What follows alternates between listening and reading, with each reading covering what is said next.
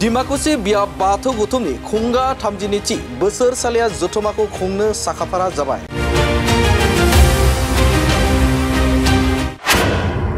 दिमाकुसि बिया बाथौ गुथुमा साननैनि मेहेरगोनां हाबाफारि लानानै 24 आरो 25 जानुवारि खालाराव दिमाकुसि खासिबारि गामियाव खुंफुंनो साखाफारा। उदालगुरि जिल्लानि सिङाव थानाय दिमाकुसि बिया बाथौ गुथुमनि बानजायनायाव खुंगा 32 बोसोरसालिया जथुमाखौ साननैनि मेहेरगोनां हाबाफारि लानानै 24 आरो 25 जानुवारि खालाराव दिमाकुसि खासिबारि गामिनि गेलेग्रा फोथाराव खुंलांनो थाखाय लाहार फाहार जादों। बर'नि गुबै बाथौ धोरोमखौ फेहेरनो थाखाय एबा बुहुमाव गोसारहोनो थाखाय दिमाकुसि बिया बाथौ गुथुमा गुबै माइनाव आरो लाइमोन जथाय बे हाबाफारिखौ खुंफुंनो थाखाय आखायाव लादों। बे समाव बड'लेण्ड बुब्लिनि खौरांगिरि अनसुला बसुमतारीनि एक्सक्लुसिव लाइभनि गेजेरजों बानजाय आफादनि मावथि बिथांमोननि बिबुंथि। खुलुमबाय। उदालगुरि जिल्लानि सिङाव थानाय दिमाकुसि दुलाराय बाथौ गुथुमा साननैनि हाबाफारि लानानै फैगौ 24 आरो 25 जानुवारि खालाराव बिथांमोना नैबे दिमाकुसि ओनसोलनि सिङाव थानाय सा खासिबारि गेलेग्रा फोथाराव दिमाकुसि दुलाराय बाथौ गुथुमनि बे हाबाफारिखौहाय खुंनो थाखाय दिनै बिथांमोना साखाफारि जादों। नैबे समाव आं केमेराजों बिथांखौ दिन्थिनो थाखाय आं गुरै खावलायदों। बिथांमोना बे खुंगा 32 बोसोरसालिया जथुमाखौ खुंलांनो थाखाय दिनै बिथांमोननि गामियानो साखाफारा जानानै नैबे समाव बिथांमोना जाफुंसार खालामनो थाखाय नारा नाथा नाजागासिनो दङ बा हर सान बिथांमोना खामानि मावगासिनो दङ। नैबे समाव आङो बिथांमोननि बानजाय आफादनि मानगोनां आफादगिरि बिथांनिफ्राय आं मिथिनानै लागोन। बिया दुलाराय बाथौ गुथुमा नोंथांमोननि बे गामियावहाय हाबाफारि खुंनो थाखाय नैबे समाव आखायाव लादों। दायो बेसेबां साखाफारा जानानै दङ?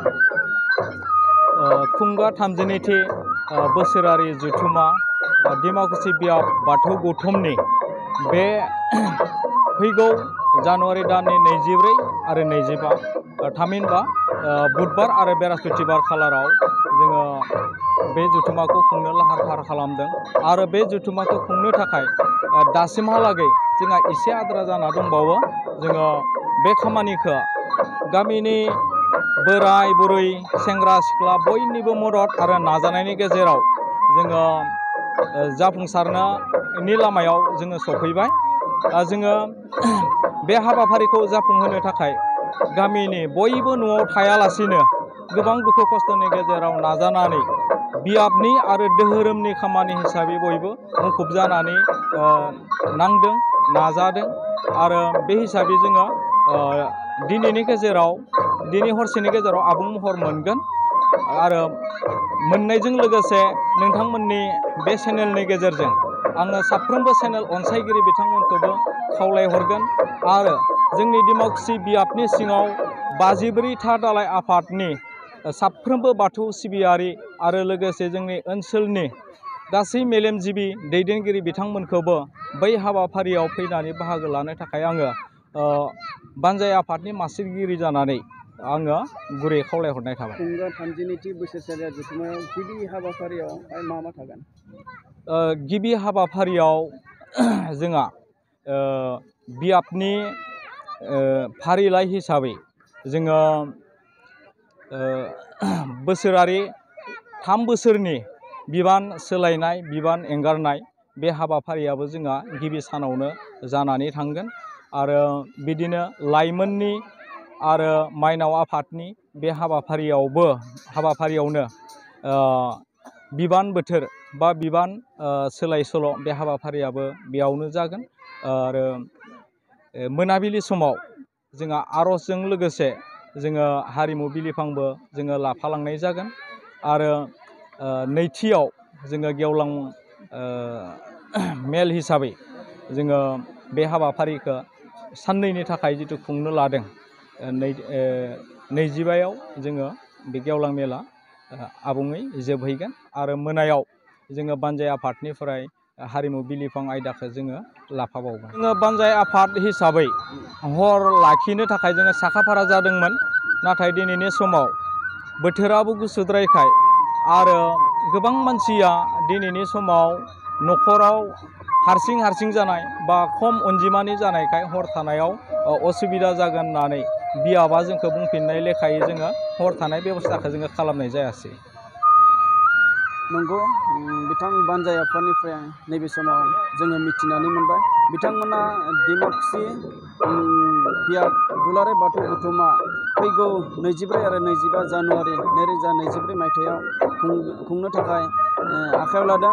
आखायाव लानाय बे खासिबारि गामिनि रायजो राजाजों लोगोसे गामिनि माइनाव आफाद लाइमोन आफाद गासैबो बे हाबाफारिखौ मोजाङै मोजां खुंना हरनो थाखाय बा हाबाफारिखौ मोजाङै जाफुंसार खालामनो थाखाय बिथांमोना नैबे समाव हर आरो सान खालामनानै बिथांमोना खामानि मावगासिनो दङ। नैबे समाव माइनाव आफाद बिथांमोनाबो बे हाबाफारिखौहाय मोजाङै मोजां खुंलांनो थाखाय दिनै बिथांमोननि गामिनि गासैबो माइनाव आफादफोरा ओंखारनानै बे हाबाफारिखौ जाफुंसार खालामनो थाखाय बिथांमोनाबो खामानि मावगासिनो दङ। आङो दङ भेरगावनिफ्राय अनसुला बसुमतारी, बड'लेण्ड बुब्लि। मोनसे गोजोनथाव खौरां, थुनलाइ मोजां मोनग्रा रायजो राजाफोरनि थाखाय मोनसे गोजोनथाव खौरां। थांनाय बोसोरफोराव खुंफुंबोनाय बायदिनो बिटिआर सरकारनि दैदेननायाव बे 2024 मायथाइयावबो गोजोन आरो खौसेथिखौ सिगाङाव दोननानै थामथि क'क्राझार थुनलाइयारि फोरबो एबा क'क्राझार लिटारेरि फोरबो खुंफुंनो साखाफारा जादों। 2024 मायथाइनि जानुवारि दाननि 27, 28 आरो 29 जानुवारिसिम सानथामनि मेहेरगोनां हाबाफारिजों गोजोननि नोगोर क'क्राझारनि बड'फा कालचारेल कमप्लेक्सआव थामथि क'क्राझार थुनलाइयारि फोरबोखौ खुंफुंनो साखाफारा जादों। बे फोरबोनि गाहाय थांखियानो जादों बर' राव थुनलाइखौ बुहुमाव सिनायथि होनायजों लोगोसे बे फोरबोआव गुबुन गुबुन हादरनि गुबुन गुबुन हारिनि थुनलाइ लिरगिरिफोरनि रोंगौथिखौ फोरमायलायनाय। बेनिखायनो गासै रायजो राजाफोरखौ लोगोसे गोसो गुदुं थुनलाइ लिरगिरिफोरखौ बाहागो लाफैनो थाखाय बानजाय आफादा खावलायहरदों। सोरजिलु गोसोखौ रंजाहोनो, हारिनि राव थुनलाइ जौगाहोनो, सोरजिलु गोसोखौ रंजाहोनो, गायसननो